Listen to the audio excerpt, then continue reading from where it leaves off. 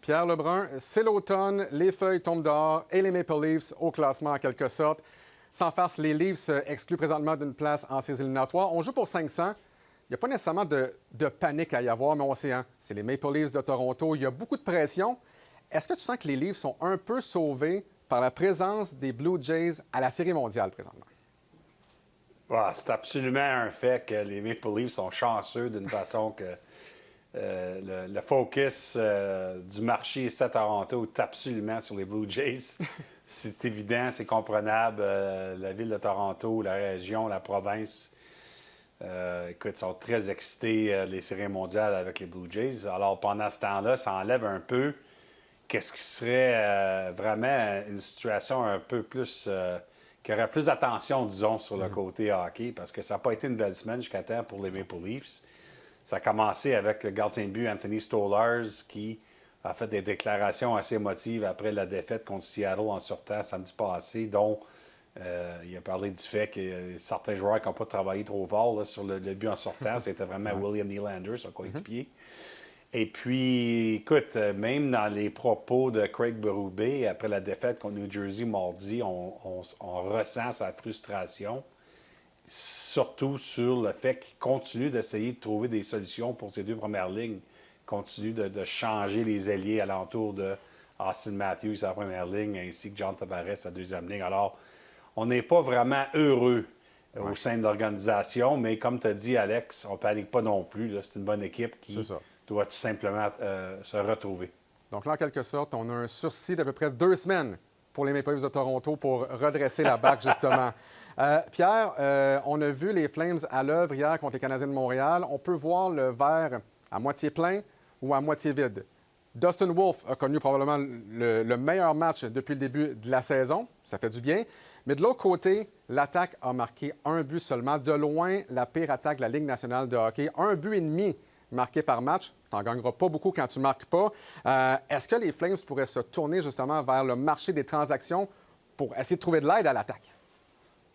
Oui, 32e dans la Ligue nationale offensivement. Puis d'ailleurs, l'année passée, Alex, comme tu le sais, les Flames étaient 29e offensivement, malgré du fait qu'ils ont presque fait les séries éliminatoires. Alors, la panne offensive, là, c'est pas juste une affaire de 2 semaines cette saison. Ça fait plus qu'un an là, qu'on a de la misère à compter des buts. Et de ce que j'apprends, selon mes informations, le directeur général Craig Conroy, fait ses appels, essaie de voir qu'est-ce qu'il y a sur le marché à travers la Ligue pour voir si les Flames pourraient aller chercher un joueur pour leur aider offensivement. Le problème, c'est que on est juste quelques semaines dans la saison. Ben oui. Habituellement, les équipes veulent attendre au moins jusqu'à l'Action de grâce américaine à commencer à transiger. Alors, c'est difficile pour Calgary d'aller arranger ça, mais il risque quand même que, de ce que j'entends, les Flames font plusieurs appels. Alors, on verra ce que ça va amener. Mais justement, Pierre, écoute, on est à 6, 7 matchs, 8 matchs pour la majorité des équipes. Est-ce qu'il y a des noms déjà sur le marché des transactions? Puis encore là, est-ce que c'est des gars qui valent vraiment la peine? Bien, c'est ça. C'est pas des gros noms, mais de ce qu'on comprend, il y a certains joueurs sur le marché. Écoute, on va commencer avec Igor Chinakov des Blue Jackets qui, après la saison dernière, a demandé de se faire échanger et de ce que je m'ai fait dire ce matin, cette demande est toujours là, malgré du fait qu'il a changé d'agent. Il a changé d'agent il y a quelques semaines, mais les Blue Jackets ont donné la permission à l'agent du joueur d'appeler les équipes directement.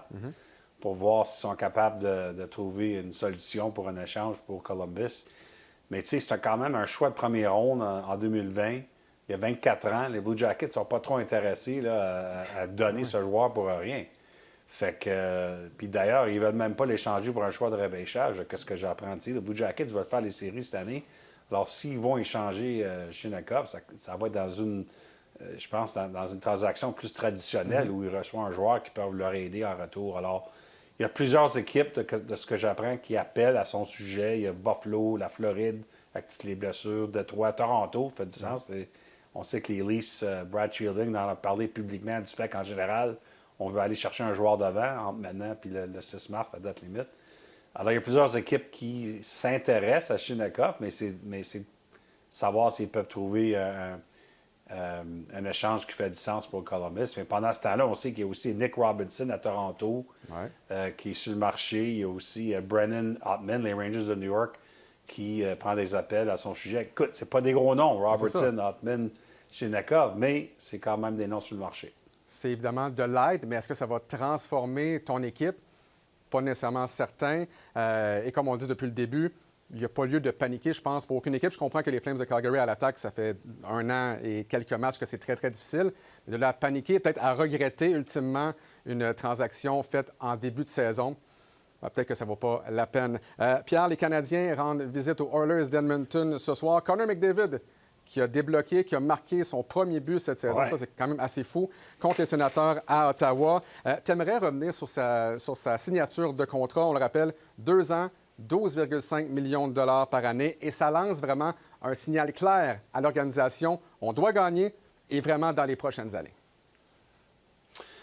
Oui, Alex, exactement. Écoute, j'ai eu la chance la semaine passée, après la réunion des gouverneurs à New York, de m'entretenir avec Jeff Jackson, qui le CEO des opérations de hockey. C'est le gros numéro 1 en charge des Oilers d'Edmonton. C'est aussi l'ancien agent de Connor McDavid. Alors, écoute, Jackson qui m'a dit, oui, qu'il était soulagé, évidemment, d'être capable de signer le meilleur joueur au monde un nouveau contrat, mais aussi a souligné le fait qu'il était toujours confiant que c'était pour arriver.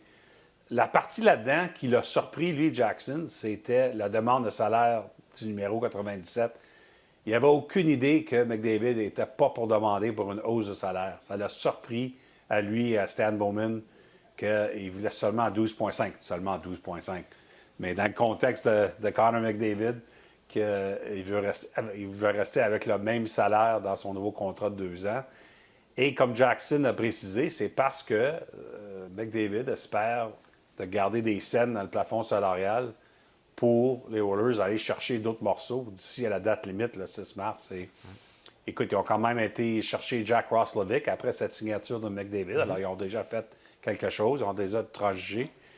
Mais il ne s'en cache pas, Jeff Jackson, que c'est comme les gens ont été vite à dire, un contrat seulement de 2 ans de McDavid, ça met une certaine pression là, dans le moment sur la direction des Oilers de tout faire pour aller gagner une Coupe Stanley. On sait qu'ils ont perdu en finale 2 ans d'affilée contre la Floride.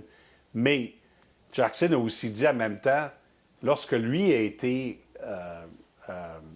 mis comme boss à Edmonton il y a quelques années, Jeff Jackson, il y avait déjà cette pression. C'est la raison qu'il a pris la job, c'est qu'on a rentré Jackson là-dedans pour dire qu'est-ce qu'on peut faire pour amener les Oilers à la Coupe Stanley. Alors, oui, le contrat de 2 ans, ça change les choses, mais en même temps, Jeff Jackson ressentait déjà la pression de trouver une façon d'aller gagner une coupe avec les Oilers. Pierre, on l'a vécu à Montréal. Il y a des joueurs qui ont laissé de l'argent sur la table. On voit McDavid qui le fait. Sidney Crosby également qui l'a fait au cours de ses derniers contrats. Est-ce que tu sens que ça va être une tendance dans la Ligue nationale de hockey, justement, de laisser de l'argent sur la table? Et j'imagine que du côté de l'Association des joueurs de la Ligue nationale de hockey, ça ne doit pas faire leur affaire tant que ça non plus, de voir des joueurs ne pas être payés au salaire peut-être qu'ils mériteraient. Bien, écoute, ça, c'est difficile à répondre dans une réponse qui fait plaire à toutes les situations parce que je pense que chaque négociation, surtout parmi les grands joueurs, c'est assez unique comme circonstance, Alex.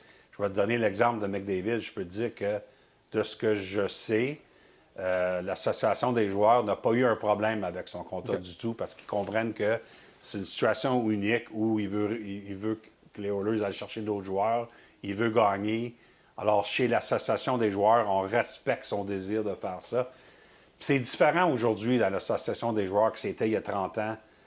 Avant le plafond salarial, la priorité, tout simplement, chez l'Association des joueurs, c'est d'aller chercher les plus gros salaires possibles parce que ça ne coûte rien aux joueurs, ça coûte seulement aux propriétaires. Mais le système de plafond salarial a tout changé parce que c'est pas idéal du tout là, pour l'Association des joueurs parce que oui, on veut que les joueurs, que les salaires ont une hausse, mais en même temps, ça met comme les joueurs contre leurs coéquipiers dans la même communauté d'équipe. Parce qu'il y a un montant total à partager. Alors, dans cet aspect-là, c'est moins évident maintenant que l'association des joueurs pousse derrière les scènes pour qu'un joueur vedette prenne le maximum c'est pas simple de même aujourd'hui parce qu'on comprend qu'il y a certaines situations où, comme en Floride, où Sam Reinhart et Sam Bennett et Brad Marchand ont pris moins d'argent en général pour rester en Floride avec les champions de la Coupe, on respecte ça. Très intéressant, Pierre Lebrun. Merci beaucoup. On invite les gens à se rendre sur la chaîne YouTube de RDS pour entendre la totalité de notre discussion.